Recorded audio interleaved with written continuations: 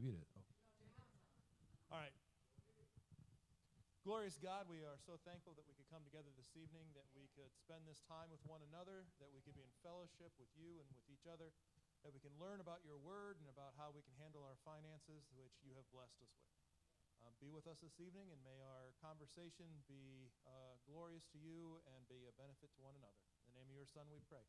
Amen. All right. So real quick, I want to kind of circle back to last time. I appreciate the opportunity to get together with everybody again.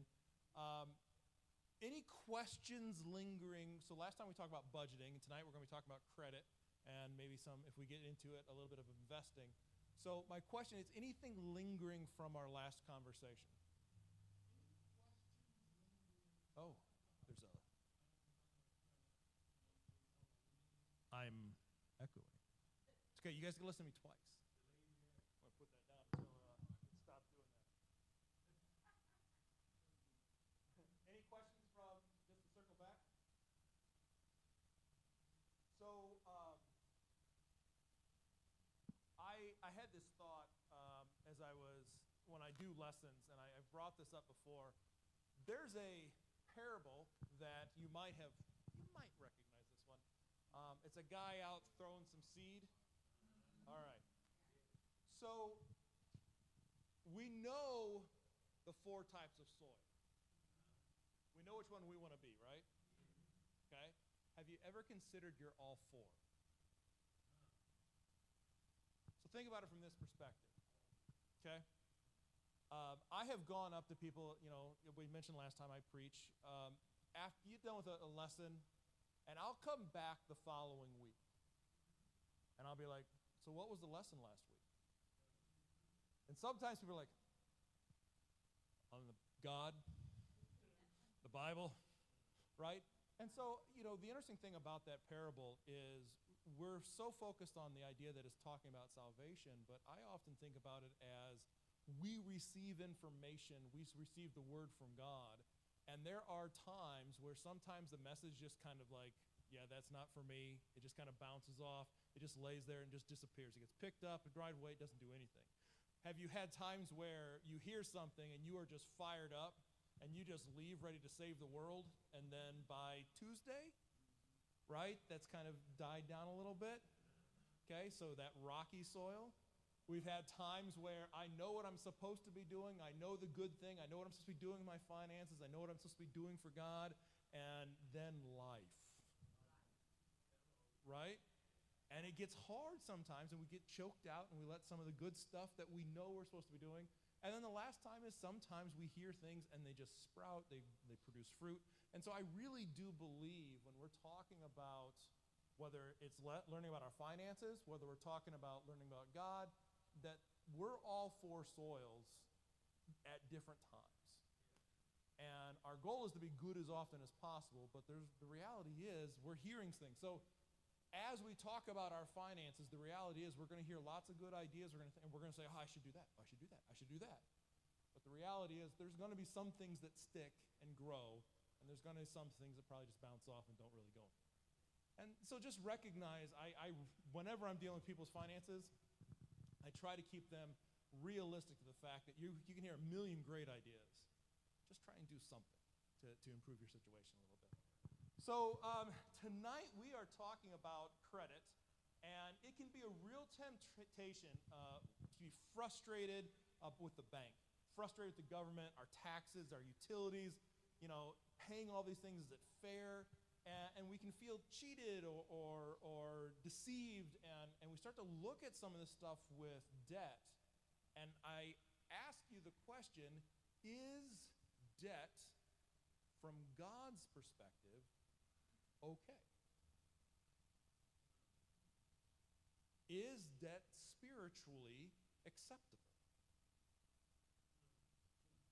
So, we get into that a little bit, right? Sometimes we're thinking debt's bad. Right? Was anybody raised debt's bad, never go into debt, pay cash for everything, right? Credit cards evil, that kind of stuff.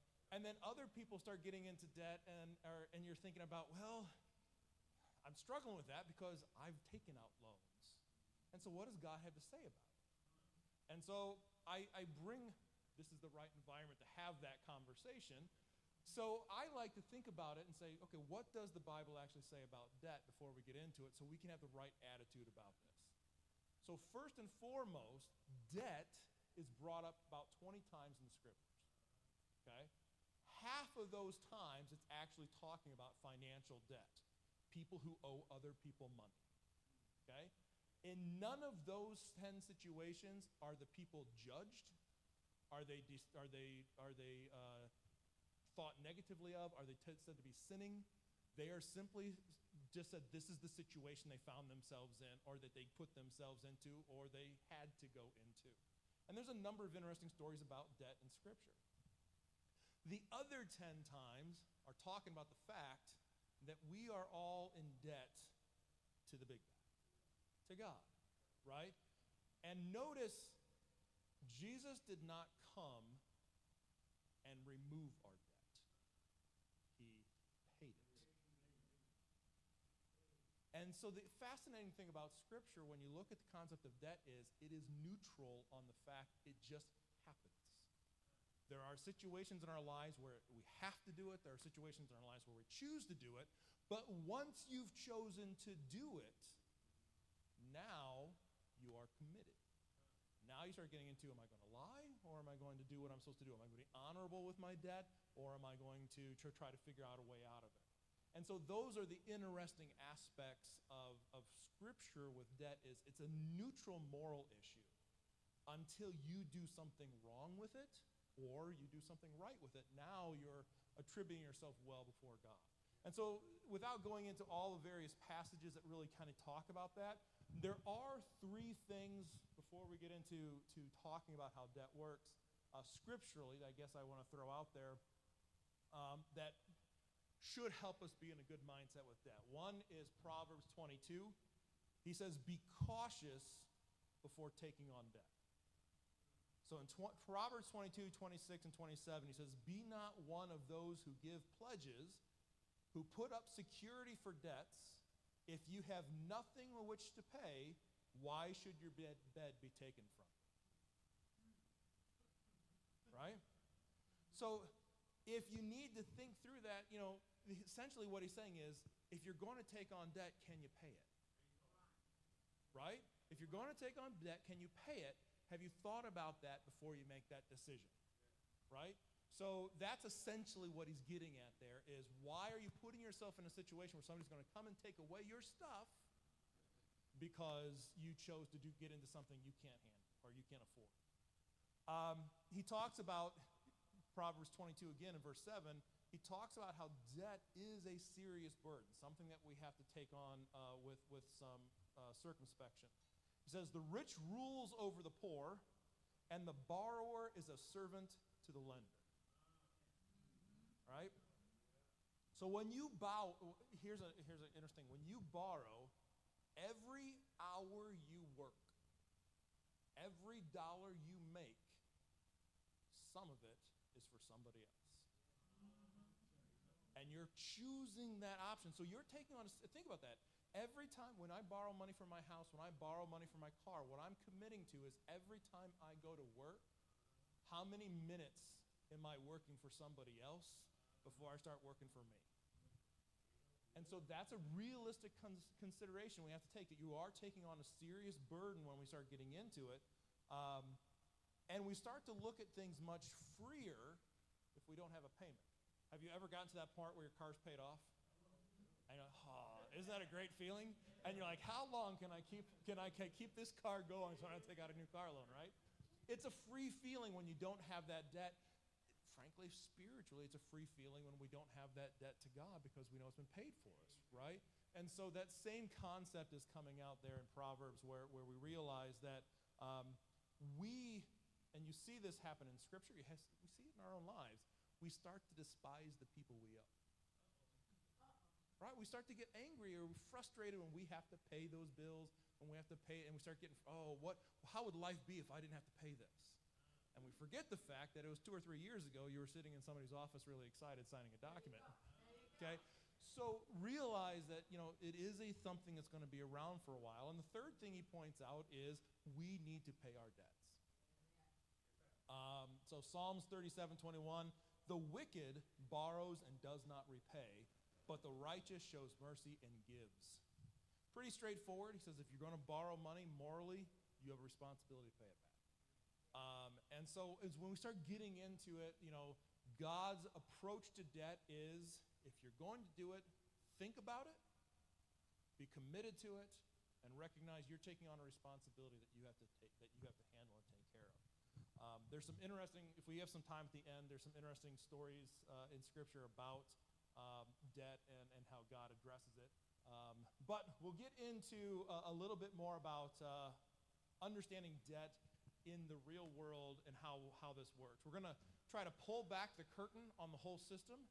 I want you to feel free to ask any questions you want about debt, about the banking system, about how it works, about how credit works. So things that you're always wondering, like, why does this happen? I looked, my credit score was this, but I went and applied for the loan, and they said it was that. So we'll talk about how that kind of stuff happens tonight. So feel free, ask any questions you want as we do this. Interrupt me as much as you want. We'll make it work.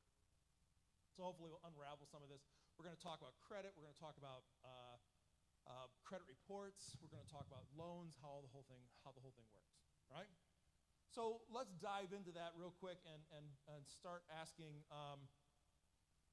what is personal credit? What does that really mean? And if you look at the definition, personal credit, I'm going to read it so it sounds more official. Personal credit is the measure of risk of default by considering various factors in a person's financial history. So really when you think about credit, what you're talking about is what kind of risk is the person who's giving you the money taking? Are you going to be able to pay it back or not? That's what credit is. It's a measure of risk. Okay? And so the question is, how do they measure that risk? How do they go through that when we're talking about it from a financial institution perspective? We all have our credit bureaus, right? We all have our credit reports. So do you know, so let's talk about that. So we're not talking about the bank right now. We're talking about the bureau. There are three main bureaus. They are not banks. Have you heard of credit bureaus? Does anybody know any of them? Equifax, yes, good. TransUnion and Experian. Those are the three big guys, okay? Usually if your credit's being pulled, if you're applying for a car loan, if you're going to the bank for a house, they're pulling one of those three, okay? And so those guys are not banks. They are information brokers. They gather information on you that is told to them by other people. They're not going out and trying to find it. They simply take it if they receive it. Okay? So it's important to recognize they are not trying to judge anything. All they are doing is gathering your information, and then they make money selling it. And who do they sell it to? The banks who you are walking into saying, please give me money, and that's who's paying for it. You go to a car loan, any of that kind of stuff. When you apply for insurance, when you go to get your cell phone, they're calling the credit bureaus and paying a fee to look at your credit. So they can, again, say, what kind of risk is this person? Okay? Yes, sir?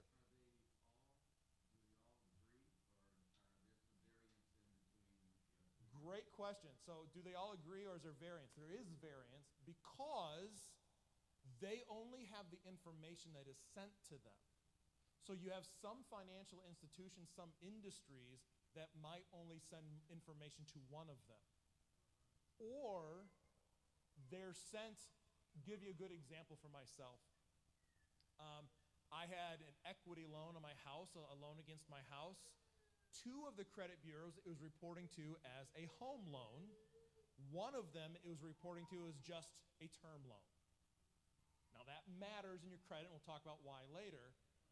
But so same loan, different information coming in.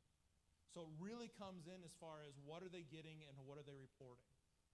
Not all the people necessarily send the same information. Some places might only send it to one. So you could actually have a complete loan missing from a credit bureau at sometimes. Okay? So it is possible and important for you to look at it. So that's a good question. Yes, sir.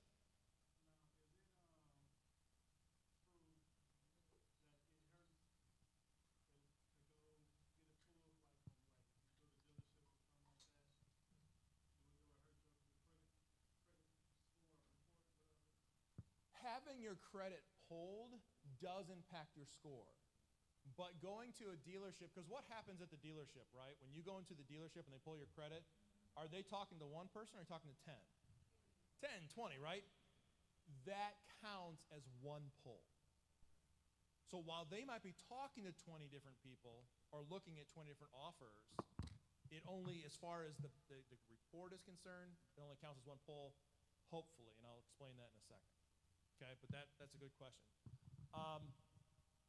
So a couple other things is just recognize credit bureaus are simply information gathering and information selling agencies. Okay? Now, is your credit score part of your report? No. Your credit score is not on your credit report. That's a completely different thing. Okay? And so most people think when I pull my credit report, because you can get your credit report free, we'll talk about that. When you pull your credit report, it's free, there's no score. What do the companies do? Pay us some money for your free report, and now we'll tell you what your score is. Okay? But your score is not actually on your report. Your report is just information about you. So we'll talk about the scores here a little bit more in a second. Let's see. No score, just information. So the score is going to be based on a bunch of different information, and there are models, if that phrase makes sense, for how they calculate your score. There are two different main models. One is called FICO. Have you ever heard that phrase before? FICO score? Okay. Now, when you hear FICO, most people think, well, that probably means financial institution something. It means Fair Isaac Corporation. It's just the name of the company. The other company or other model is called Vantage. Okay? Now here's the difficulty. Have you ever gone one place and they said, here's your score, and then you went somewhere else and they said, here's your score, and they weren't the same? Okay? Here's why. Within FICO, there are 12 different versions. And within Vantage, there are 9. Meaning, if you came to Financial Plus, we use Vantage 4. But if you went over to Fifth Third Bank, they might be using FICO 3. And then you go down the street to Huntington, and they're using FICO 2. And then you go to a dealership, and they pull it from some place you've never heard of, and they're using Vantage 7. Okay? When you go to like one of those credit company, why am I blanking on the places you can do it for online? Credit Karma, thank you. Credit Karma is most likely using Vantage 1 or Vantage 3. So what that means is most of your banks are not using Vantage 1 or Vantage 3. So meaning whatever Credit Karma tells you is not going to show up at the bank. Okay? So where do those different models come from? What do they mean? What they're essentially doing is each model focuses more heavily on certain areas that are important to that financial institution. For instance, we love ourselves at the credit union a good car loan. So we focus very heavily on scores that will tell us accurately more about how likely is somebody to pay back their car loan. If I'm a credit card company and I'm doing my credit card for Kohl's, do you think I care much about your car loan as much? They're doing scoring models that rate much heavier on unsecured revolving credit card debt. See how that works? So if I'm going to if I'm going down to Rocket Mortgage, they're focusing on scoring models that are much heavier into real estate and long-term term loans, right? So the scoring model is picked by the financial institution. And so that's why if I go one place, they tell me this score, but I go another place, I get a completely different score. Okay? So it's not somebody trying to cheat you or anything like that. They're taking all your information and putting it through a different equation. Does that make sense? And so a good example of that is if, I've paid all my car loans on time. I've never missed a car payment, but I've missed a credit card payment here or there. I was 30 days late here, 30 days late there. One scoring model might not hit you that hard for that or not ding you that much, where another one might really drop you for missing that. Make sense? Okay. So that's why the scores bounce around are different depending on where you go, because the company that's buying the credit bureau gets to decide what equation to put that through that best fits what they're concerned with. Okay? So, doesn't make your life any easier, because guess what? You don't know what they're using. So, you could ask, and some people might know. Typically, Antoine, do you know which scoring model we use? Exactly. So most people in the bank, if you just walk up and say, what scoring model do you use? They're, I don't know. Okay? Some people in the back office are going to know those things, but to be fair, most people aren't going to know. Just be aware that you can see 20, 30, 40, 50-point swing in your score, depending on what model. It can be pretty significant. Okay? Yeah. Yeah. So they're using the same scoring models. However, they might have different information in them. A good example also is they have different ranges of what the top and the bottom is. So some of them have a bottom of 300 and a top of 900. Some of them have a bottom of 400 and a top of 850. So that also impacts your score. I will tell you the strictest of the three is TransUnion. TransUnion tends to be the hardest to get a good score in. So, and most of your banks, this is going back a little bit, most of your banks in this area are going to use TransUnion because TransUnion is broader across the country. So where a lot of banks are in multiple states, if you go to your credit unions, most of the credit unions around here are going to be using Experian. And if you go out west, you're going to find Equifax is much more heavily used. Okay?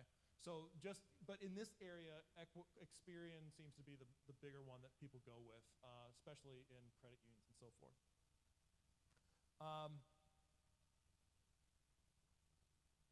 So other things that come into play. When you start thinking about, well, so what does a score actually matter? Okay? Now we know it's not just do I get a yes or do I get a no, right? It starts to impact your interest rate. So to give you a quick little number here, if I was going to borrow $15,000 to buy a car and I was going to pay it back in 4 years, okay? How much more interest do you think I would pay if I have a 650 credit score versus a 750 credit score? How much more interest in 4 years? Any guesses? A lot more? Well, how much more money do you think is out of my pocket in 4 years? Just a dollar amount. So $15,000, give you an example, on a good credit score, let's say I have a credit score that's up in premier range, that's 720, 750, I will pay about $1,758 in 4 years in interest on a $15,000 loan. $1,700. How much do you think I'm paying if my score is down in the 600 range? 35? $5,494 in that same time frame. So you're talking almost a $4,000 difference for nothing more than your credit score. Okay? So when you talk about your score and keeping your credit positive and working on that, it is important to consider that. And you can make your credit better. You can improve things. You can work on it. So let's talk about what goes into a credit score. What are they really looking at? Okay. So first and foremost, if you had to guess what the absolute most important thing on your credit is, what do you think it is? Paying your stuff on time. That is numero uno. Okay? That's number one. Pay on time. That is your biggest impact on your score. Okay? Your credit history, essentially. So that's talking about, am I paying on time and that kind of stuff. Okay? Number two on that list is going to be the total amount of money you owe. Okay? So that's an important factor that they're going to start looking at. The next thing on the list as far as importance is going to be, how long have you had credit? Now, for those of us who have more gray in our beards, we have an opportunity that our credit score could get better over time, okay? Whereas if we're younger, do you think you start perfect and ruin it? You start at the bottom and you work your way up, okay? So it's not something that you get to be really good at on day one. So you have to build credit. It's not something that just starts off great, right? So realize time is a huge factor on that as well. It's also time on the different types of loans. So your credit breaks your loans up into 3 categories. Category 1 is home, something with real estate, okay? Category 2 is term loans. That can be unsecured. So I borrowed $2,000 and I pay it back in 2 years. Or a car loan, secured or unsecured, okay? And then the third one is revolving debt, which is like your credit card, okay? So those 3, they want to see history with all 3 of them. If you're missing one, it's going to hurt your score. Okay? Doesn't mean you still can't get a good score. It's just going to take longer. Okay? So your house loans, your car loans, your revolving loans, and your term loans are where you're at. The next thing that impacts your credit is, how new is it? So in other words, has anybody taken out a new credit card at some point, or a new car loan? You could have great credit, but just taking out a new loan is going to drop your score for a while. Now, it will come back fairly quickly, usually within about a year, but your score is going to drop. Good example for my wife and I is, I might have mentioned this last time, but we moved my mom in with me, right? I think I mentioned that last time. So we bought a house for her to move in with us, and we had to buy a different car so she could ride more comfortably because we had little cars, right? So that was 2 loans in 1 year. And so my score dropped probably about 50 points. Now, we haven't missed a payment. We've been doing everything we're supposed to do, but that's going to take a little bit of time to build that back up because it's new credit. Okay? Yes, sir. Building of your credit going back up, is it at the end of the loan, or is it somewhere in the middle, or somewhere at the beginning? Every payment. So every payment we start making on that house is going to start building it back up. Every payment I make on that car is building it back up. The fact that now it's 2 months old, now it's 3 months old, now it's 4 months old is building it back up.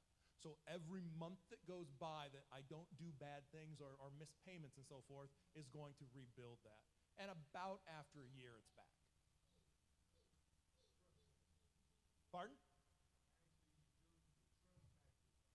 Yeah, so he says, you're building your trust factor back, right? Think about this from the bank's perspective or from the lender's perspective. You just asked for money. What does that mean? I don't have it. I don't have enough to do the things I need to do. And so I'm asking for money. And so the question is, how bad is the situation or how normal is the situation? They don't know until some time goes by. Go, okay, everything's fine. They're looking forward to so that's really where it's coming from. It shows something's going on. And so, yes, ma'am. So how do they determine how many points you drop with a missing payment. Good question. So anything that you do, good or bad, how does that impact your score? That comes down, remember, depending on your scoring model. So if I missed a car loan payment on a Vantage 4, which is heavier looking at those term loans and those car loans, it's going to hurt me more than if it was a credit card payment, right? If it was, if I'm on one of those credit card ones, it's looking heavier at the unsecured debt, and I miss a credit card payment, it's going to hurt me more than if I missed a student loan or a car loan or something like that. Make sense? Yes, sir.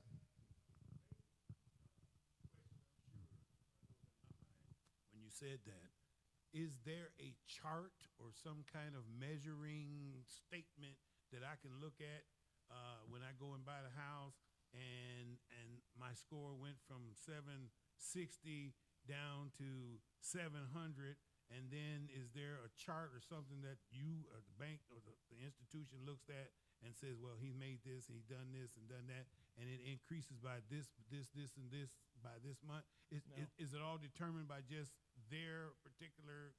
It's all determined by the model that they have, and the uniqueness of a person's credit is almost as unique as our DNA and how different we are from one another. Because think about, I mean, you can't say Bill got his house loan in the exact same month on the same day as you did, right? And so how much did your credit go down versus mine? Well, I'm older than you, so I've got a longer credit history.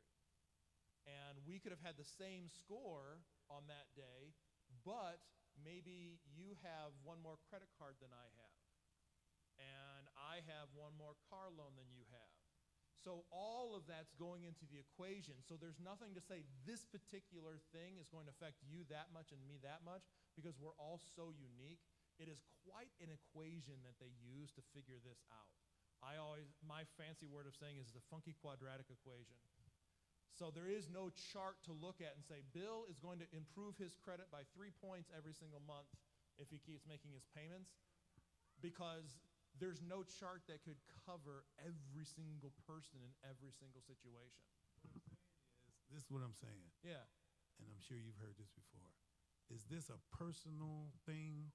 Because before algorithms and computers, it was done by a person or people or a group that determined that. I'm saying now. Yeah, now it's all done by computer. Before, there wasn't as much, well, I mean, give you an example. When I started in banking, there wasn't an internet. So there wasn't a way for people. They were, it was a completely different process for how people were able to look at that kind of stuff. So it has changed a lot, and it's become very computerized in its nature. I just want to know, is there any of it subjective? No. So that's a fascinating question. Is any of it subjective in the sense of I like Bill better than I like Tamika? They don't know that information. So let me tell you what's on the report that is about you other than your debt. So get to your point about subjectivity, okay? They know everywhere you've lived, as long as you've reported it. Like if you got mail there, if you told an employer this is your house, if you ever put it on a credit application, that's going to be on your credit report. If you've ever worked anywhere and it was actually run through the government, you got a W-2 and you paid taxes, it's going to be on your credit report. They have your social security number, they have your age, they have your address, any past names. So if you've been married or changed your name, that's going to be on there. If they have suspected alternative names, they're going to be on there. Give you an example of what I mean by that. A friend of mine is named Alan. His dad was named Alan, but they spelled it differently. His grandfather was named Alan, and they spelled it different. They had this thing going on for a while where every boy was named Alan, and they spelled it differently generation after generation. And 3 generations of Allens lived in the same house with the same last name. So sometimes on his credit, he would have the other spelling of Allen on there as a potential alias. Okay, now it doesn't say his name was Allen, just as a potential alias, right? So that kind of stuff can show up on there. Outside of that, they know people who have looked at your credit. They know if you've asked for credit, so credit pulls, that kind of stuff, and then your credit history. They also know things about that might be done to you civilly. So if I got sued and lost the lawsuit and somebody was coming after me for money, that could show up on there as a civil judgment. If I filed bankruptcy, that's going to be on there. Other things, if I had a tax lien, so I didn't pay my taxes, that kind of stuff is going to show up on there. So those things, collections, okay? Medical collections. Anybody who might have turned in for collections is going to be on there. That's the information. So it's all very factual from that perspective. What they don't know is, are you white? Are you black? Are you gay? Are you male? Are you female? That information's not on there. Okay? Now, I can look at a credit report, kind of guess at a name. Oh, that looked like a woman's name. But the reality is that information's not actually on your report. So race, gender, political leanings, none of that stuff is on your credit report. And more often than not, in the banking industry, the people who are looking at your credit are off and making the decision are 99% of the time not the ones sitting in front of you. So for instance, if you came in and applied for the loan with me and I put your application in, the people who are actually looking at it are in another office and they're just looking at the application. So that kind of subjective information is not on there. Now, what is subjective a little bit is they are looking at how stable are you, right? Has anybody moved? Has anybody moved more than once in a year? That starts to show an instability, and so that could actually lower your credit score if I move 3 times in 2 years. If I change jobs 3 times in a year. Those types of things could actually impact your credit score and your stability. But though that's about as, and it's not subjective, it's still going into that equation. The bank is not making that determination, the credit score is. Yes, sir. What is the credit index? Credit index, I'm trying to think of that term and how it fits into, okay, so there are companies that are pulling your credit to look at your score, but not because they're concerned about are you going to borrow more money? They're using your score to determine how good of a risk are you. So your car companies, when they're doing your insurance, will look at your score to see how stable are you. Your Verizon, AT&T, they're pulling your credit to decide, should we open an account for this person? A lot of rental places do the same thing. And those companies will sometimes have a grid that says, if your score's this high, you're in. If it's this high, we're going to charge you more. If it's this high, we're going to deny it. Or if it's this low, we're going to deny it. Basically, they're deciding, do we want to take the risk or not? They're using your score for that, but they're putting it against that index to decide, when do we say yes and when do we say no, and when do we charge more, when can we charge less? So, but that's an individual company's choice when they make those numbers. No. One last thing that goes into your credit score, to wrap up that, so we talked about, do you pay on time, total amount you owe, length of your credit, how much of it is new, and the last one is utilization. You have a credit card, how much do you owe, how much have you used? If I have a $5,000 credit card and I owe $5,000, I'm at 100%. That's called utilization, okay? Now, if I used all $5,000 but paid it off before the end of the month, then my balance at the end of the month is 0. So that's called 0% utilization, okay? So from that perspective, utilization is how much do I have as a balance at the end of the month. So that's factoring in somewhat as well. They like to see, just to throw this out there, they like to see that you're only utilizing between 30, max 50% of a credit card. Okay? So if I have a $1,000 credit card limit, ideally I never want to go over spending 500 bucks. Okay? If I've got, and if I do, here's the other thing, if I do spend 800 one time, it will forever say my high water mark was 800. Even if now I paid that off and I haven't been at 800 for 3 years, it'll still stay at one point my high mark was 800. It'll say what month and year it was. So that'll show, oh, that was years ago, but it'll still show on there. Okay? All right. So things that don't impact your credit that sometimes we get a little confused on. Do you guys have debit cards from the bank? What's on your debit card? What logo? Visa. And I can use it anywhere they take Visa, can't I? Or MasterCard. Okay? That has no impact on your credit. So just because it's through the Visa network, it's not so using your debit card is not helping your credit, it's not hurting your credit. What if I bounced a check? What do you think? They have no idea. So bouncing a check, they don't care. It's not on your credit report. Okay? That's between you and the bank. Now, I bounced a check, I owe the bank money, and I don't pay them. If they turn me in for collections, now it can hit my credit report. But if they don't turn me in for collections, if they just say, oh, well, we lost 50 bucks, so what? Then it doesn't show up. I'm late on my rent.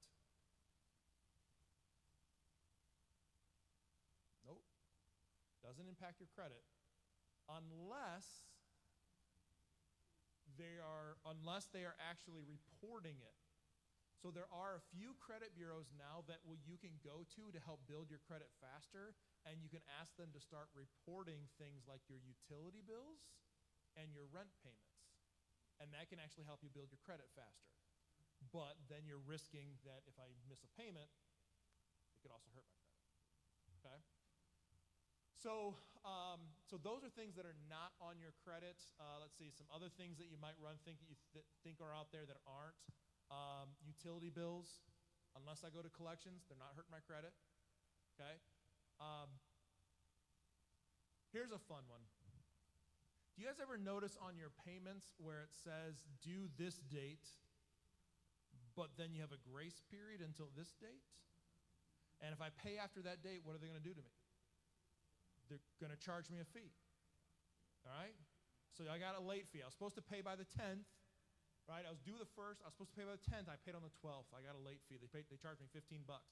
Go on your credit? Does not go on your credit until you go more than 30 days late.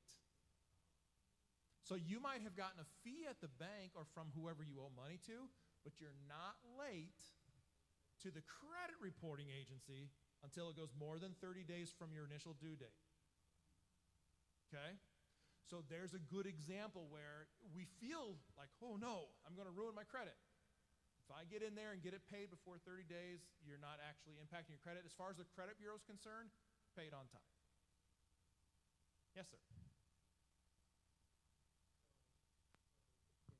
If my credit card bill is due on the 27th and I pay it the next month on the 3rd, the credit bureau doesn't look at that as late. Correct. Thank you.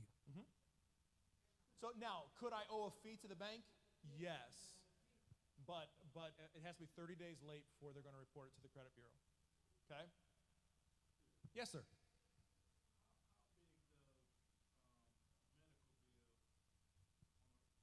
So how bad are medical bills on your credit, especially if you owe, right, and they've turned you over to collections? Because again, it's one thing to owe medical bills, it's another thing for them to turn you to collections. And I'll tell you, we see medical bills a lot. More and more, banks are now ignoring them. Okay? That $50 $50 credit that you didn't pay the doctor because you're arguing about whether or not you paid them, blah, blah, blah. And that was, a lot of times they're starting to ignore those, or it is impacting your credit score, but the bank is looking at it and saying, okay, if that was out, what would that do? If that was removed, what would that do? And so you, depending on the type of loan and the type of borrowing you're doing, if I'm walking into the bank saying, will you give me $5,000 with no collateral? Just give me your money on my good signature. And they're like, wow, they owe a lot of money to all these different people who have them out for collections. Maybe not. I'm trying to buy a car, and the car's going to be collateral, right? So there's something that they could take if you don't pay. They might say, okay, we'll ignore some of these credit, some of these smaller medical bills. Now, it also comes down to size. Okay, I had a back fusion last December. Okay, it was at U of M. Anybody want to guess how much a back fusion cost at U of M? He is so close. $272,000. Now, thank God for insurance. Okay? Right? $272,000. Now, let's say I didn't have insurance and they charged me that and I didn't pay it. That on my credit is probably not going to be ignored. But a lot of times these $50 bills here, the $100 bill there, that kind of stuff, they're still hurting you. But more often than not, if you talk to the bank and they might bypass it. If you have dozens of them, right? A lot of times now so you're talking about circumstance, right? We will ask, okay, what's the situation? Well, my husband had cancer and we're fighting with the insurance company. We've been fighting with them for 2 years to get these bills, taken away, and the insurance is supposed to pay for it.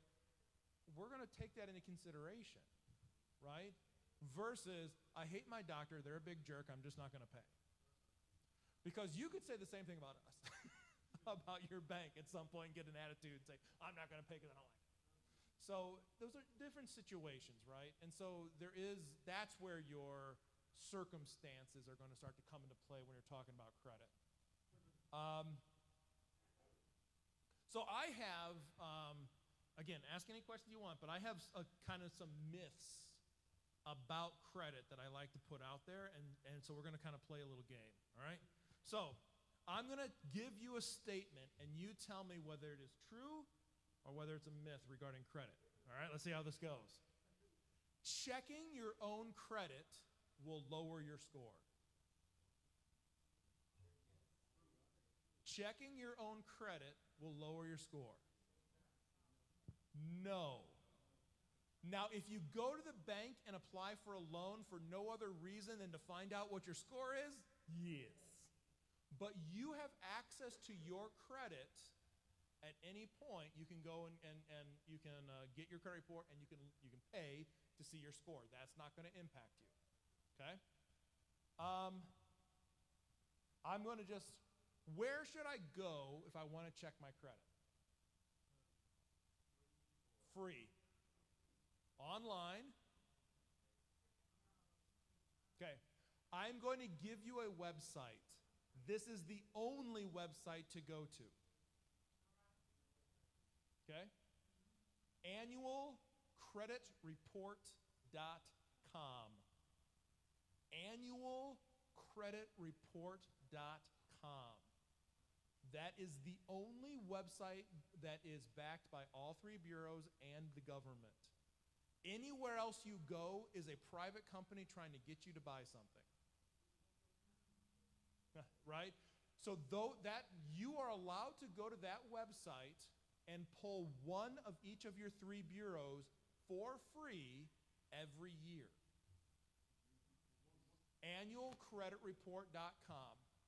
So you go there and it's going to say, here's your link to your free TransUnion credit report. Here's your link to your free Experian credit report, and here's your link to your free Equifax credit report. You go there, you put in some information, and they give it, and they'll email it to you or they'll pull it up right there. You don't see your score, but you'll get your report.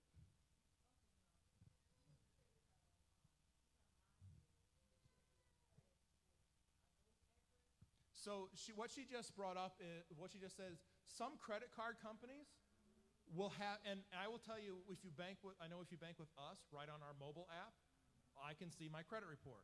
I can, right? That is a service being paid for by the bank, and it is accurate. Usually it's for one of your bureaus. You can look at it as much as you want, okay? However, the score that's coming in is one model.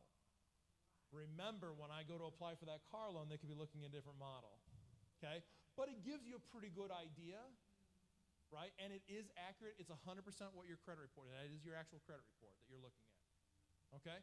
Usually for one of them, though, okay? So, like if you're at a bank, a lot of times it might be TransUnion. For us, we're pulling your Experian for you, okay? So I still want to go look at the other two. So when the credit cards do it, that's not accurate? Like, It is when the Oh. credit, like like if you have a Chase card or American Express, and they're telling you what your score is and all that, it's accurate to seeing your report, and the number they're giving you is accurate for the model they're using. But remember, when I go to apply for that car loan or get a different credit card or get my house, they're pulling a different model most likely. So the numbers are not going to line up dollar for dollar, point for point. Okay? They'll be close, but they're not going to be exact. So just I want to emphasize that one last time. If you're going to go online, I know there's Credit Karma. I know these are different things that are out there. Annualcreditreport.com is the only one that is 100% safe from the bureaus and the government. That's the one that you're supposed to go to, okay? You can pull each credit report for free once a year. What I encourage people to do, if you really want to watch your credit, is pull one every 4 months, okay? See and look at your report. Now, I'm not concerned about my number. I'm making sure there's nothing on there that's wrong. Okay? Give you an example what I mean by that. I was checking my credit report one time and found out that I was renting an apartment in Indianapolis. Wow. I don't live in Indianapolis. Okay? So there's an issue where something was wrong on my credit report. We've had people who are just coming into credit that are 18, 19 years old. They're coming in for their first credit card. They're coming in for their first car loan, and they own a house in Arizona. So somebody has been using their information to get credit, and that's very common with young people. Yes, sir. What does it mean? Like, I get a lot of notifications saying your credit has been detected, this and that. Should you be worried about that? So what that's saying is that somebody's looking at it. Really? Yeah. So now that's not uncommon because a lot of different companies are buying your credit to see whether or not, you know all those offers you get in the mail? Oh, right. Somebody has bought your information to send it to you. They're not sending it to you just for hopes. They're sending it to you because they have looked and think, we would probably lend to this person. Like Capital One, all those offers that are coming in the mail, yeah. So when you get those, it's because somebody has pulled your credit. Other things to keep in mind is in some of the relationships you're in with either utility companies sometimes, with credit card companies, they can pull your credit every so often to make sure they want to still keep giving you credit. Because just because I have a credit card doesn't mean they have to keep letting me borrow on it, right? At some point they could say, hey, you know what, we just looked at your credit and something's gone sideways. We're going to stop letting you have your access to your credit card. Yes, ma'am. They can reduce your limit. Have you ever seen something with, if you've had a credit card for a long time, have they ever said, hey, update us with how much money you make, right? What they're wondering is, can you still afford how much we're giving you, or should we give you more, right? Funny story about myself. So when my wife and I got married, she had we've been married for 28 years. So she had a Chase card, and she added me on as an authorized user. Now, neat thing, authorized users can use the card, but they're not responsible for the card, right? As time went on, she stopped working and stayed home to be a stay-at-home mom. I'm the one that's working. We had the card for 28 years, based on my credit, who they can't come after, or based off of my income, and they can't come after me because I'm only an authorized user. But they'd always say, hey, tell us how much money you're making. And I was like, I don't want to. And so they just, because we paid and we used it reasonably, they never took it away from us. So I always found that to be kind of, maybe they're listening now. Hey, who knows? So that's fun, an interesting thing. So that, by the way, I should bring up real quick, is another fact. Your income is not on your credit report. They don't know how much money you make. They don't know how much money you have in the bank. Okay? All they know is the last places you've worked. They don't even know if you're still working there. Okay? That's what the application is for. When you're applying for a loan, they ask you, how much money do you make? Where do you work? How long have you worked there? Because that stuff's not on your credit report. Okay? All right. Closing old accounts can help your credit. I got lots of no's. Here's the fun one, maybe. So here's the deal. I've had credit for 3 years because I'm a youngin'. Closing an account, gonna hurt. Because I don't have any credit history. I've been around the block for a few years, and I've had lots of loans over my history. Seeing closing one credit card, if I've got 2 others, something that's gonna hurt me that much? Probably not. So it depends on what am I closing, and how long have I been around? Now, if I had a credit card, I've only had it for a couple years, and but I've got this one over here, and I've had it for 30 years. That's the main reason my wife and I held on to that one card for her credit, was because we'd had it for so long, it looked good, right? So closing that one would hurt.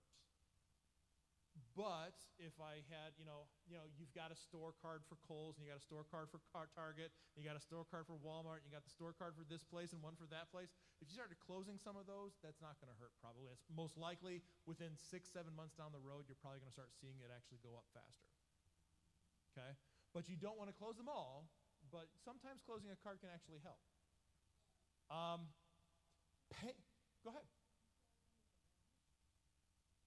You want to pay them off before you pay them off. Yeah, definitely pay them off before you close them. Yep. Will it hurt if you just have it and don't use it? So I mean, you have the bill, you paid it off. Yeah. You don't want to terminate it. You just let it sit idle.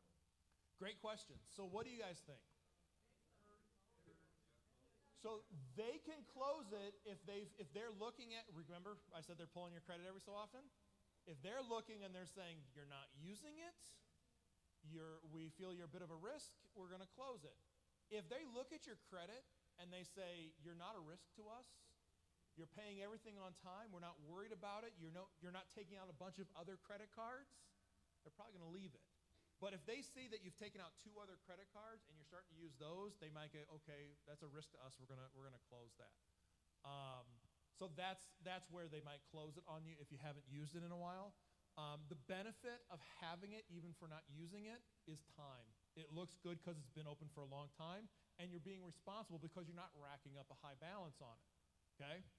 So that actually is my next question is paying off balances on your credit card every month positively helping your score? Because every month I'm actually showing that I owe no money, okay? So paying every month is good. So here's the thing that helps. What was the number one thing that helped your credit, that impacted your credit? What was the number one thing I said that your credit's based off of? Your payment history. Do you pay on time? So what if I had a credit card, and I went out and used it for a tank of gas, and then I paid off that tank of gas? The credit card company has to report I made a payment on time. Even though my balance is 0 at the end of the month, I got a positive tick mark.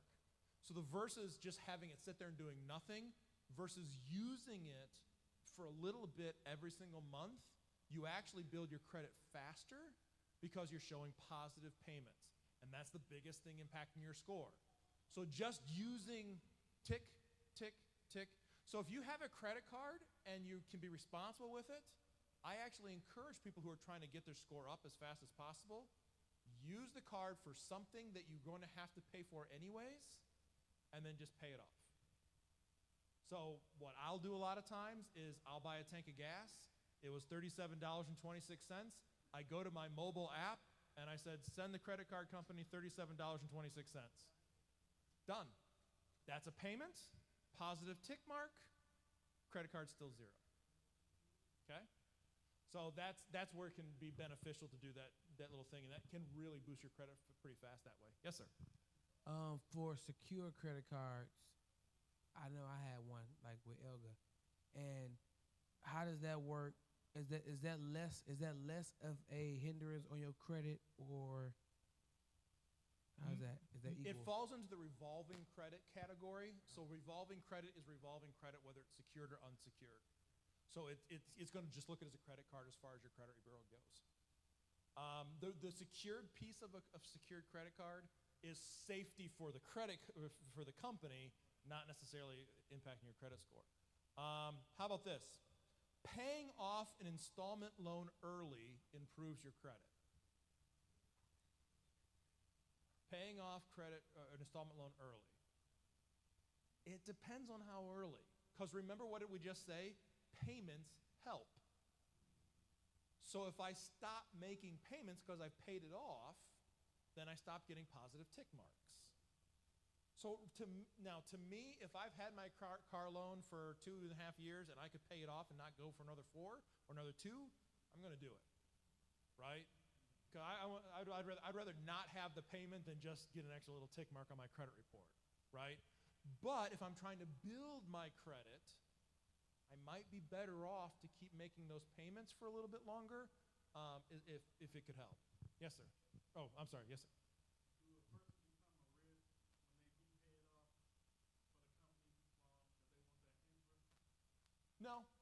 No, the company doesn't care. I mean, they're happy that you made the payment, that you paid it off. Where it doesn't help you is I took out a car loan or I took out a one loan, and then 2 months later I walked in and I paid it off. That doesn't do anything for you because now I've pulled my credit. I've gone through all the work to get a car loan or a loan, and then I immediately turned around and paid it off. And really what I just did was I did all the negative stuff to my credit by pulling my credit, applying for a loan, but then I didn't get any of the positive of actually making the payment. So you actually end up hurting your score. It will fix within a few months, but in the short term, you are hurting your score in that kind of a situation. Let's see. I already said this one, but just I'll reiterate. Your age and gender have no impact on your credit score. If you dispute something negative on your report, and they put a note on your credit report that you disputed it, it helps. Yes or no? Okay. Here's the fun thing. Unless you can prove you didn't do it and they have to remove it from your credit report, all you've done is made a note. Okay? Now, when you're applying for a loan, the people that you're applying with loan, they're going to see that note. Right? I'm disputing this, I didn't actually do it, or I paid this off, or it wasn't supposed to be this, or I didn't miss that payment. They'll put those notes on there, but unless you can prove it, and by proving it, what that means is the company that reported it has to send in a repair or a fix. They are the ones that have to send in and say, yep, that was actually paid on time. So just putting a note on there it might be giving to people looking at your credit information, but it's not changing your score. Yeah, go ahead.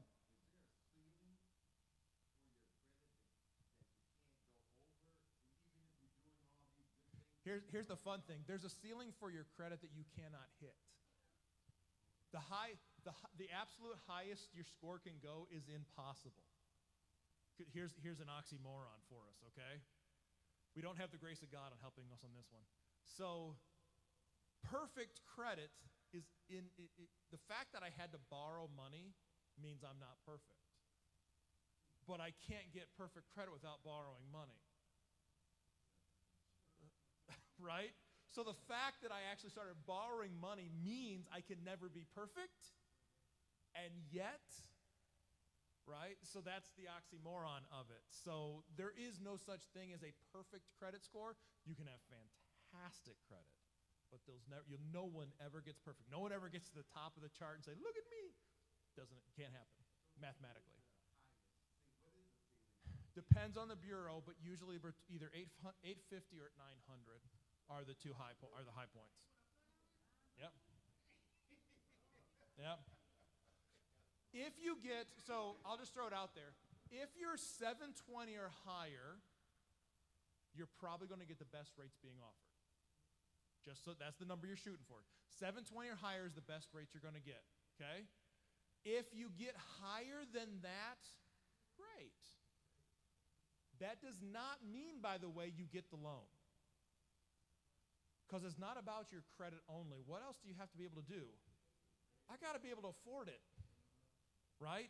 So that's really the issue, too, is I could have fantastic credit, and I walk into the bank and they say no to me. And the reason they say no is because, well, sir, you owe more than you have. So you can't afford it. You're at your limit. And the limit, by the way, is not necessarily always the bank's choice. The government also stipulates that when we're lending, any bank, when they're lending, the government says this is reasonable. So you might say, I can afford more, but the bank might not be allowed to give you more because once you start going over certain percentages of debt to income, how much debt I have versus how much income I have, at that point, they have to say no, even if they really, really like to say yes. Okay? And some things to consider, going back to your point with a credit card that I'm not using, they have to consider the money that you could borrow. Right? So let's say I've got a credit card that allows me to borrow $25,000 and I don't owe anything on it.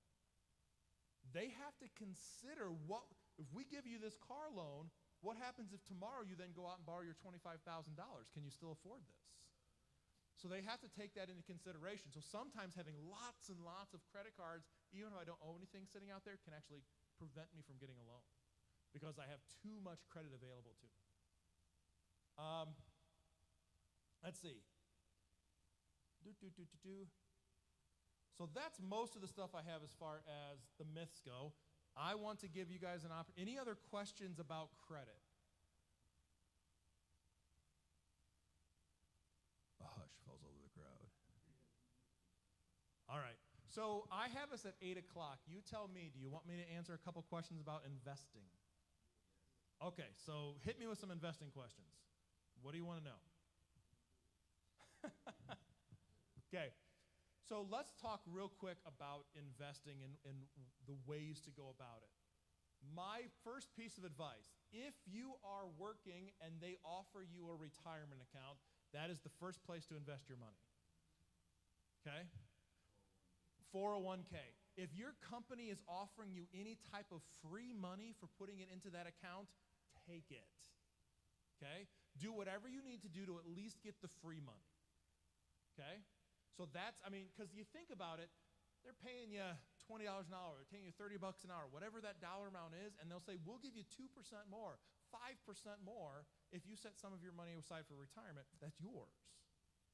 Well, you're just giving up free money if you don't put that in. So that's the first place to invest is inside of your retirement account at work if they're giving you free money. Yes, sir.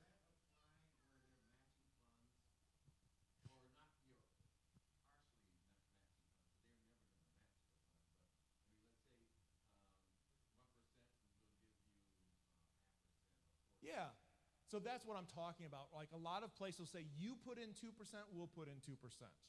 You put in 5%, we'll put in 5%. Or they'll say, you put in 5%, we'll put in 3%, something like that. That's matching funds. You have other places that will just simply say, we'll give you money if you participate. Some places just give you money, right? So, for our retirement account at work, we get 10%. We get 8% for free. And if we put in 2%, we get another 2%. It's fantastic. Now, you say that's fantastic, but that's not a GM pension. That's a lot different creature, isn't it? Right? Because you start looking at like a pension from GM or from a company like that, that's a whole lot more than 10% of your pay going in. right, that you're going to have when you retire. But as far as a company goes, fantastic benefit, no argument. But I don't care how poor it is, if they're willing to give you 1, 2, 3, 5% for you putting a little money away, put the money away. Take it. It's free money. You should get it, okay? So first place to invest is your retirement account. The second place to start considering investing, and most people don't consider this an investment, is your savings account at the bank. Okay? Now, I understand they're not paying you anything. What, 2%, 1%? I mean, some places are 3, 4%, maybe a CD is paying you 5%, right? I understand that's not a lot, but the difference is I don't want to be putting my money into stocks and my money into mutual funds and my money into other investments if I don't have enough money to fix my tires without borrowing it. So like I said last week, one of the first places you should consider investing is getting some money set aside in just a savings account to cover those things. I should be able to cover some of my expenses before I worry about going and buying stocks. Okay? So, outside of retirement, you start to get into risk.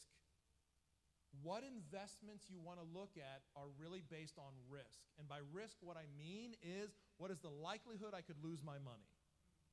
Once I leave the banking world, I am no longer protected, right?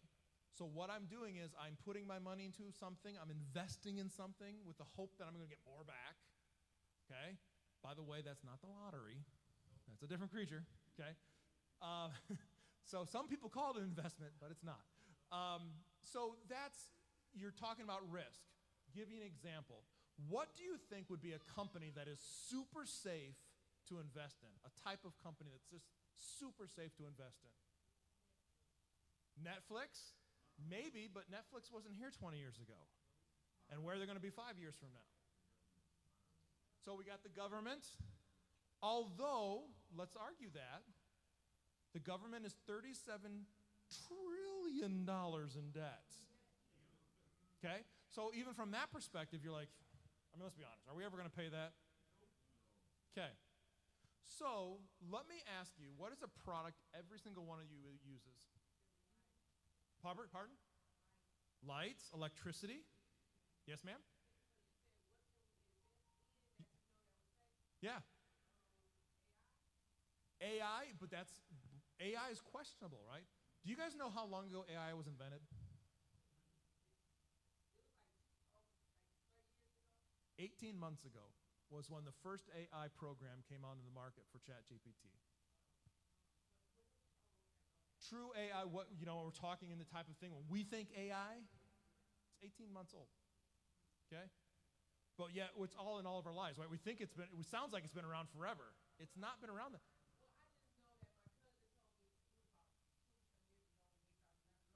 They started learning, thinking about what would it be like. All right, let me throw this out there, okay? I apologize if this comes across as inappropriate. How many of you have gone to the bathroom this week? Tell me when toilet paper's going away. Right? Tissue paper, thank you. Tissue paper. Tell me when it's going away. Right? You want to talk about a technology that no one is trying to figure out how to replace. Unless you have a bidet, right? But even then, there's still some work that needs to be done, okay? Again, we're not trying to, hey, this is in the Bible. We can talk about it. There's entire laws about the appropriateness for bathroom use.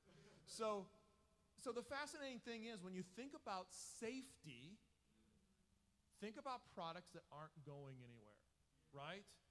My son will keep the ketchup industry in business for years to come, right? Condiments, right? Those types of paper products, right? When you're thinking about tissue paper, Kleenex, that kind of stuff, right?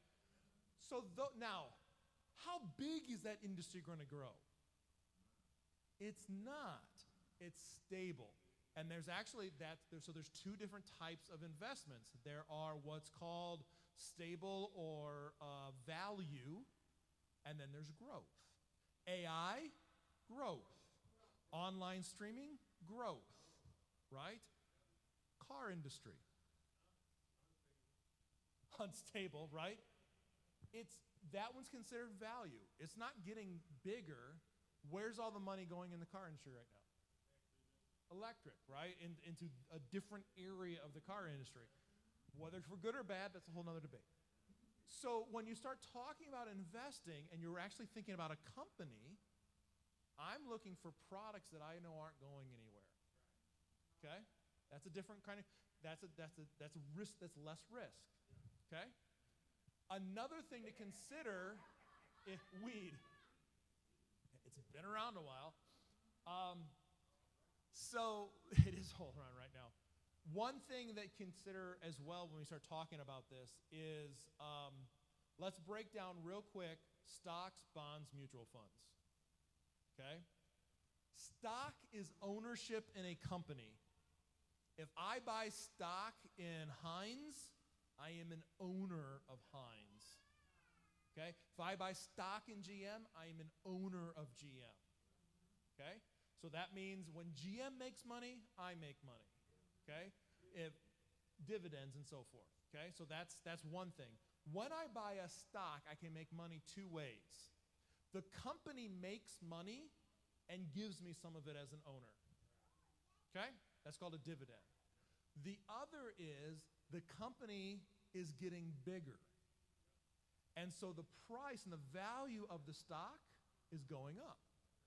So a lot of times those value companies, toilet paper companies, they're not going up in value, but they pay dividends every single month.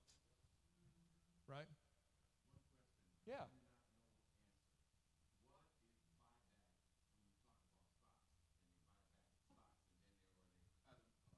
Yeah.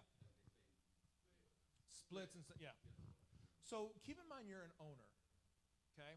So let's say Coca-Cola has just decided they're going to build they're going to buy this farm field down here and they want to build a new factory. How are they going to pay for it?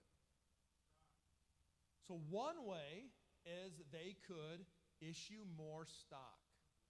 Now, if I'm a Coca-Cola owner today and they say, well, we're going to go get a bunch more owners so we can afford this factory, what did that do to my ownership?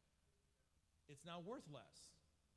So sometimes when they do that and then they start making some more money, to make those owners happy, they'll do a buyback to reduce the amount of stock that's out there so that my stock price goes up. They can't automatically take it. So there are different types of stock and there are some where you give them the option to do that, but typically that's not ones that we would be buying. Okay? So that's an example of what a buyback is they say, we would like to buy back the stock. A great example of this, Twitter. Remember when Elon Musk bought that a couple years ago? All the to do, right? What he did was he came in and he basically said, I'm buying every share at this price. And the price was so extreme that everybody's like, well, okay, here it is. Yeah, I have to, right? So basically, he became the massive owner of Twitter, and everybody just basically sold their stock to him, so he's the sole owner of it. So there's an example where, if I come in and you paid $5 for your stock, and I said, I'll give you $75 for it if you give me your share. Here you go. I'll drive it to your house, okay? So there you're going with, so that's stock, right? I'm an owner of the company. Now let's say that my share of Coca-Cola went from $5 to $15. How much money did I make? I made nothing. Because I haven't sold it, have I? Right? How many of your houses have gone up in value? Right? But you don't have more money because you haven't sold it. Okay? So just because I buy something, it could be going up in value, but I've made no money until I sell it. Whereas a dividend for those is they're paying me on my stock every month. So there's two different ways to go. Yes, sir.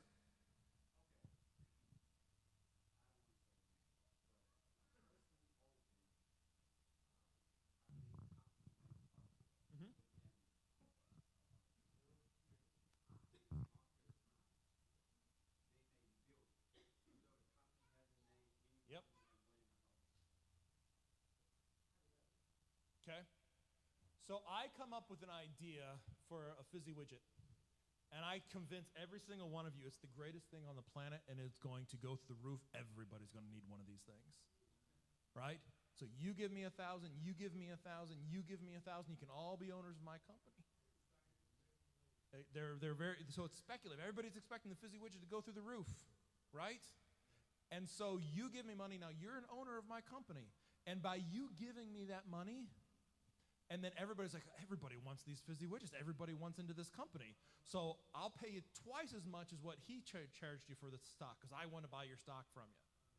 And so now you bought in for $5 and you're selling it for 10. And now somebody else wants to buy it for 15.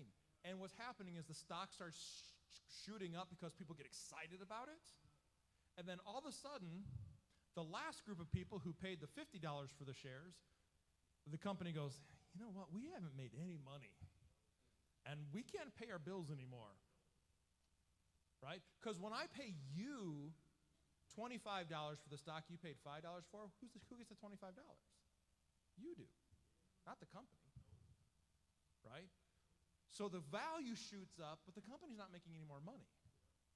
So the owner says, all right, I'll sell my shares, hop out, and the company goes under. So that's how that kind of a thing can happen, where the people just are chasing it because they're hoping it's going to be worth something. That happened a lot in 2000, right? All that stuff that happened with the stock market and the bubble, okay? All right, so when you get into mutual funds, the risk of buying a stock is what? I could buy a number I have to be able to afford a share, right? But the other issue is I'm putting my eggs in one basket, aren't I? But if I buy a mutual fund, what I'm doing is I'm taking your money, and your money, and my money, and your money. We're pooling it together mutually so we can buy more and we can buy more companies. And so now if one company goes under, I still own 17 other companies or 1,000 other companies, right? Yeah, so different companies. So when you do a mutual fund, what you're doing is you're diversifying. Most of us, unless you're just sitting on more money than I'm aware of, okay? And if you are, please talk to me because I'd like to be your friend. But for most of us, though, mutual funds is the way we're going to invest. There's less gain, right, because I'm diversifying. So if one company shoots to the roof, I'm only seeing part of that, but there's a lot safer. Less loss, less risk. So the third place you can go are bonds, okay? Let's go back to our Coca-Cola's building a factory down the road. One is they could go find more owners. Two, they could borrow the money. Now, they could go to Fifth Third Bank. They could go to one of these big banks and say, well, you lend us $50 million. And they'll go, no. Right? Because that's a lot of money to go into risk for one company. So oftentimes what they'll do is they'll say, how about this? You give me $5,000 and I'll pay you 6% for the next 7 years. And you give me $5,000, I'll pay you 6% for the next 7 years. You're willing to give me 20, I'll pay you 6.75%. Right? And so what basically happens is I'm borrowing, you're my bank. Right? And so as I've borrowed the money from you, what do you think I have to do? I have to pay it back. Now, let's say Coca-Cola goes bankrupt, okay? They tried the new Coke thing again. Didn't work, right? We remember that day, right? So some of you are like, new Coke what? We remember. It was bad, okay? So they try the new Coke. It goes under. The first people they have to pay are the people they owe money to, not the owners. The owners are the last ones to get anything. So bondholders are first in line if a company goes under to get money. Nope. So the bond is in the investment world, bonds tend to be the safest direction to go. Now, just like people, companies have credit. And they have good credit or bad credit. So do you think if I'm a really strong company and I want to borrow money from you, can I pay a lower interest rate because I'm not very risky? Yeah. But I'm Bob the Builder who's filed bankruptcy 7 times, and I'm coming for you another loan from you guys. You're going to charge me a pretty high interest rate, right? Because I'm a risk. And you get more reward for that, for giving me the money. That's the trade-off. So bonds will be just like, so the higher the rate, typically the riskier the company. Okay? So that's the investment world, bonds, stocks, mutual funds. If you want to invest, my encouragement is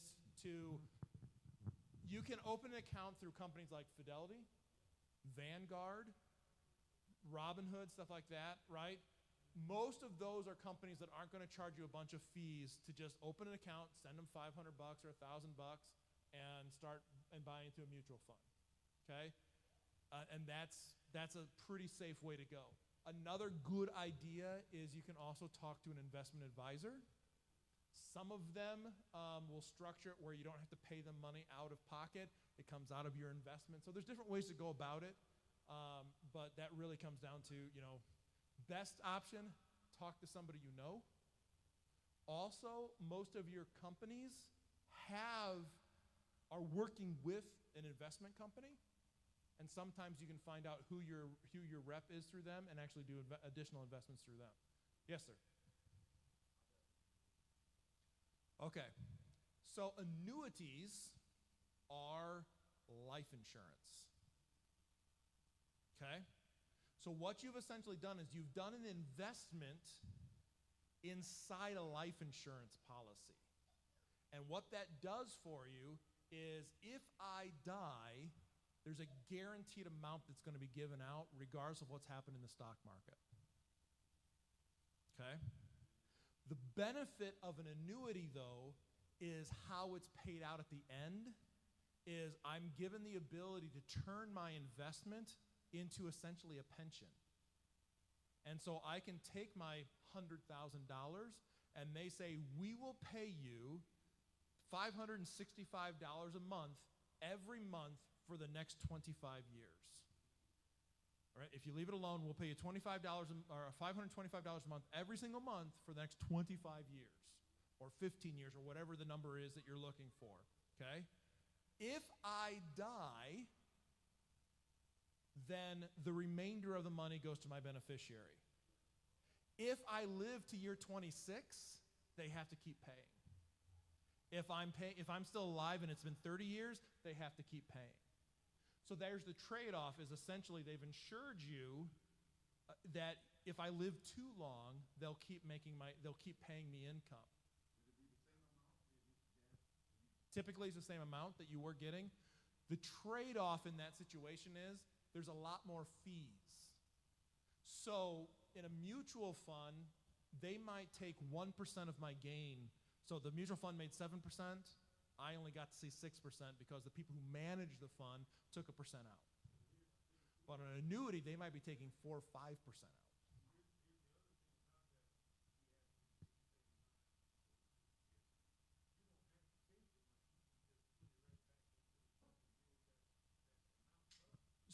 Depending on the investments, in an annuity, it's a little bit different creature, but in certain investments, you can do that. Yep.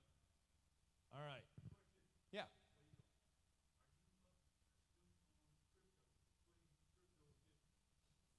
All right.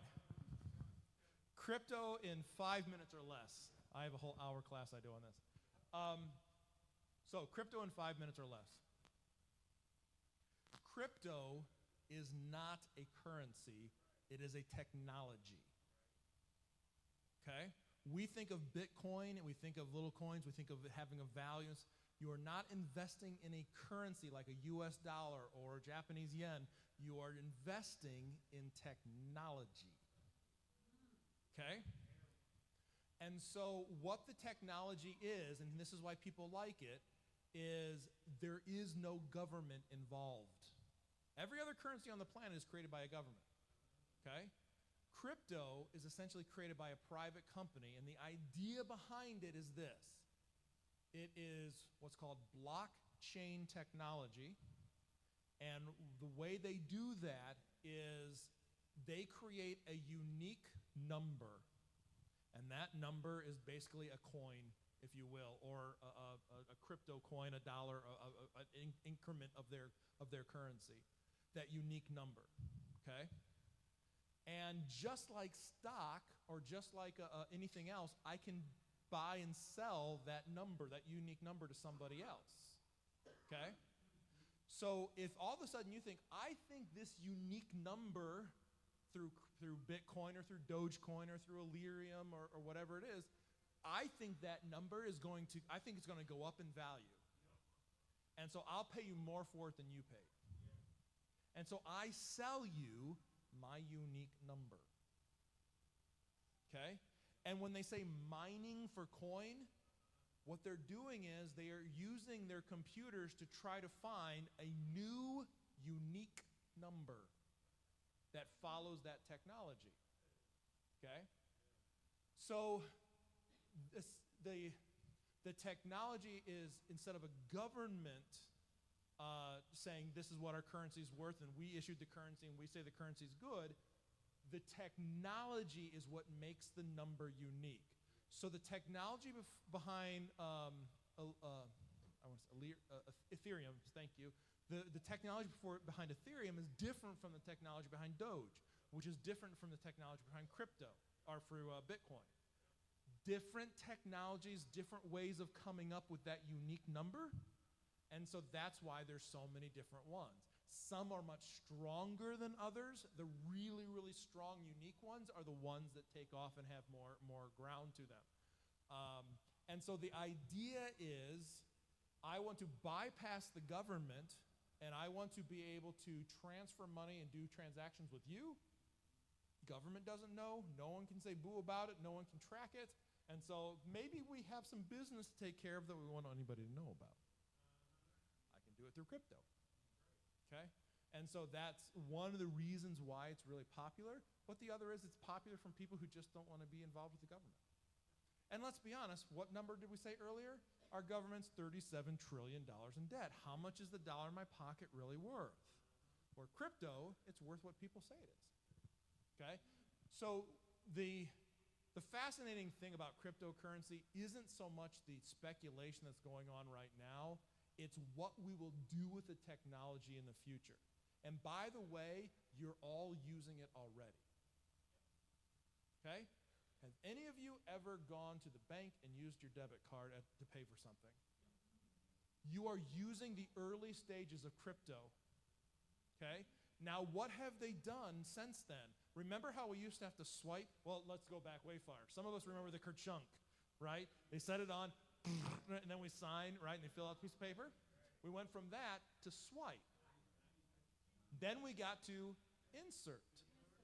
Now we tap. Or I pull out my phone. Or I use my watch. Right?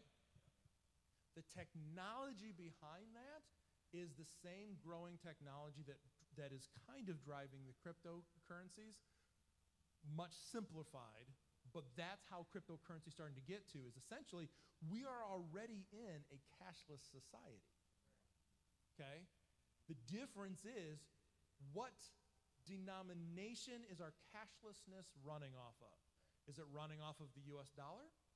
Is it running off the Mexican peso?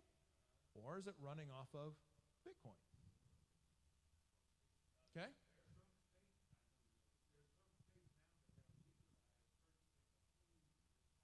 Yeah. Yeah, and the reason, so some states are doing that. They're trying to. Venezuela has actually made it a national acceptable currency to buy anything. So there's different places like that are going on. The fascinating thing with crypto and why it's a difficulty is crypto, when I walk up to start my transaction, could be worth $1 amount, and 5 seconds later it's worth a different dollar amount, and by the time I'm done signing, it's a completely different dollar amount. So the problem they've got is, how much did I really pay for the house? Right? I don't know if you know the story, but when Bitcoin first came out, it was such an obscure thing. People were paying for pizzas with 20 Bitcoins. Right? They were walking, they're saying, hey, look, I don't have any cash on me, but I've got 200 Bitcoin. If you'll take those, I'll take the pizza. Right? Now that would be worth probably about 1.5 million. Right? So that's the kind of craziness that was happening because no one knew what it was. I mean, it's kind of like me walking up saying, hey, I'll trade you this thing in the back of my car for that thing that you've got. And you're like, oh, I'll take that rule. All right, fine.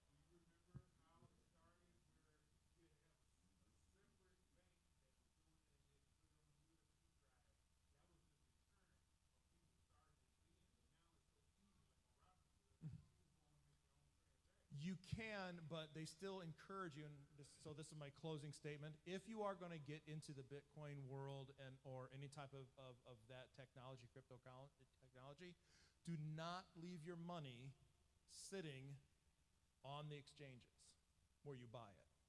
You should be pulling it off the exchange and putting it onto a separate drive. Because if it is sitting on the exchange, somebody can steal it.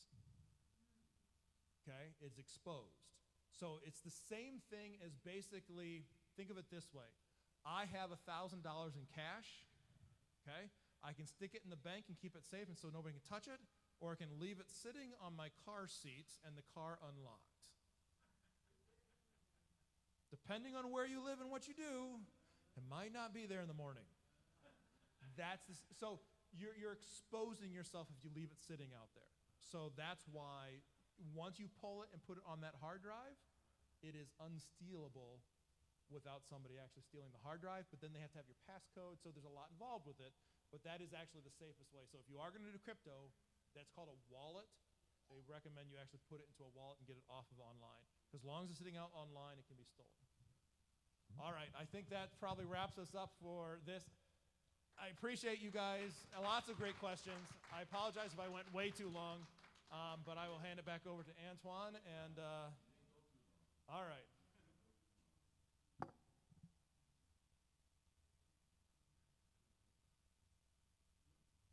Let's clap it up for Bill one more time.